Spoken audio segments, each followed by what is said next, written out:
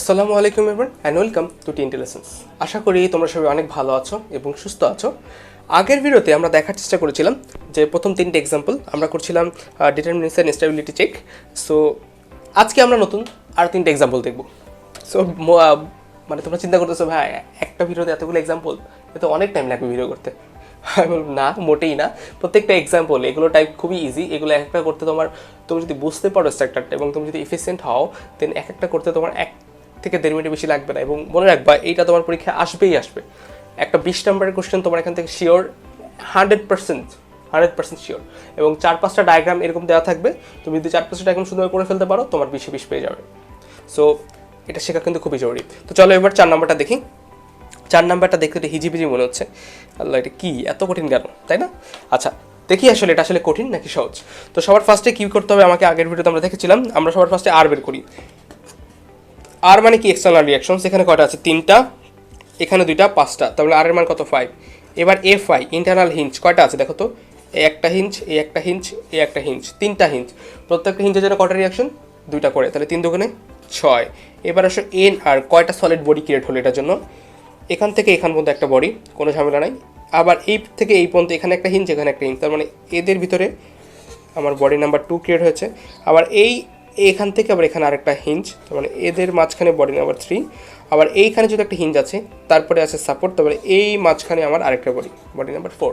তার মানে দেখতে পেলাম ফার্স্টের সাপোর্ট থেকে প্রথম হিঞ্জ পর্যন্ত একটা বডি, ফার্স্ট হিঞ্জ থেকে পরের হিঞ্জ পর্যন্ত 2টা বডি, সেকেন্ড অ্যান্ড থার্ড হিঞ্জের মাঝখানে 3 নাম্বার বডি এবং থার্ড হিঞ্জ অ্যান্ড সাপোর্টের মাঝখানে 4 নাম্বার বডি। তাহলে 4টা বডি। এনারের ভ্যালু কত আমার?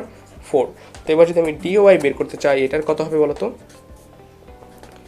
আর plus F of I minus 3 NR. R এর ভ্যালু কত? 5। এফ আই এর ভ্যালু কত? 6 মাইনাস 3 এনআর ভ্যালু কত? 4, তাই তো? এনআর ভ্যালু হচ্ছে 4 আমার এখানে। তাহলে টোটাল কি হচ্ছে? টোটাল কতগুলো জিনিস পাচ্ছি? ওকে, ওয়ান থিং এটা হচ্ছে আমার এখানে 3টা সাপোর্ট, এখানে 2টা, 5টা, আর এখানে একটা রোলার ছিল, রোলারের জন্য এখানেও একটা। টোটাল আর এর মান কত হবে? 6। আর মান হবে আমার এখানে 6, তাই তো?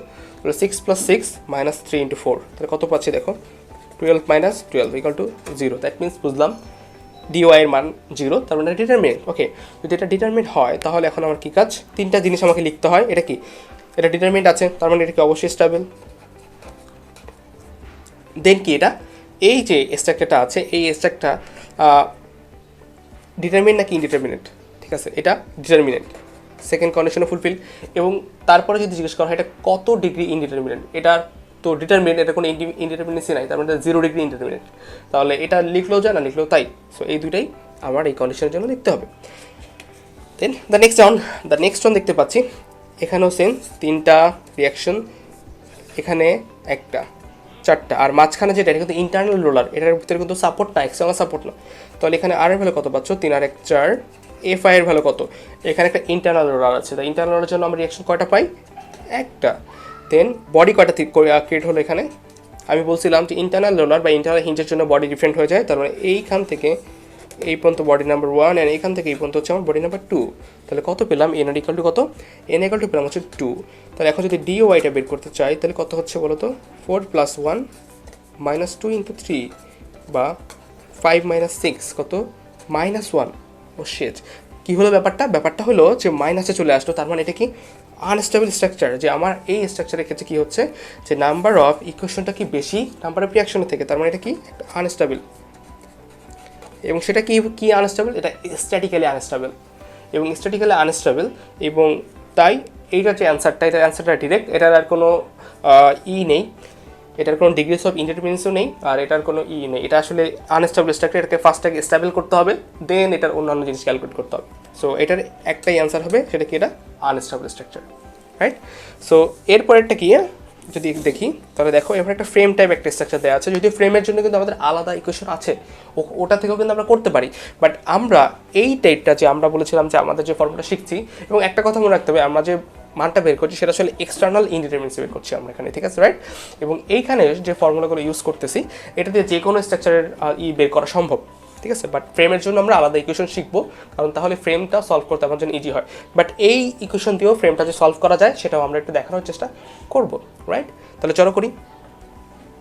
তাহলে কি হচ্ছে এখানে দেখো, এখানে ব্যাপারটা যেটা হচ্ছে, আমরা আবার আগের মতো করে বের করব। আর কয়টা রিয়াকশন আছে? 3 3 6। এফ আই ইন্টারনাল হিঞ্জ কয়টা আছে? 1 2 3। প্রত্যেকটার জন্য দুইটা রিয়াকশন হলে কত হচ্ছে? 6।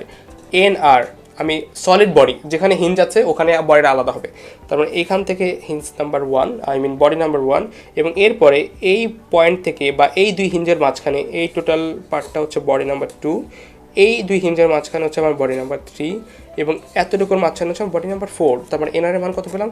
4 পেলাম, তাই তো? এনআরের মান পেলাম হলো আমি 4। তাহলে এবার আমার ডিওয়াইটা বের করি।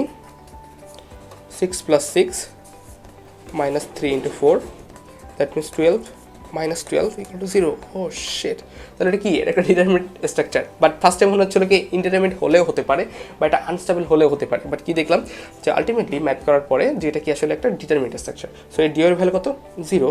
তাহলে ফার্স্ট কন্ডিশন বলতে পারি আমি এটা স্টেবল, এটা statically stable, and second condition হচ্ছে এটা কি একটা determinant structure. So this is the final answer. So দেখতেই পাচ্ছ যে এক্সাম্পলগুলো কত তাড়াতাড়ি শেষ হয়ে যাচ্ছে এবং কত ইজি। এক্সাম হলে তুমি এর থেকেও তাড়াতাড়ি সলভ করতে পারবে। সো তোমরা সবাই বিষয়গুলো একটু ভালোভাবে দেখার চেষ্টা করো। ভিডিওগুলো সবগুলো ফার্স্ট থেকে লাস্ট পর্যন্ত দেখলে তোমাদের এই টাইপের যে কোনো ম্যাথ তোমরা সলভ করতে পারবে, আই হোপ। সো সবাই ভালো থেকো, সুস্থ থেকো। ধন্যবাদ সবাইকে, অ্যান্ড আসসালামু আলাইকুম।